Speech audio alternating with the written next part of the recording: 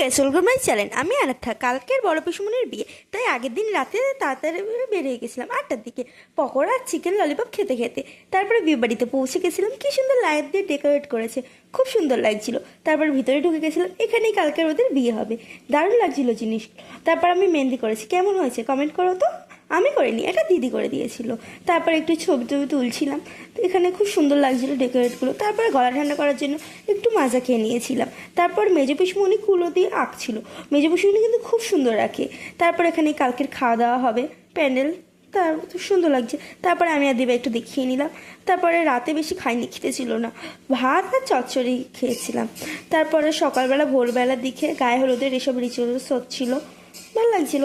তারপর আমি বেলা 10টার দিকে গায়ে হলুদের জন্য রেডি হয়ে নিলাম। আর তারপরে একটু ছবি টবি তুলে নিলাম। আর এটা হলো দাদু দিদা।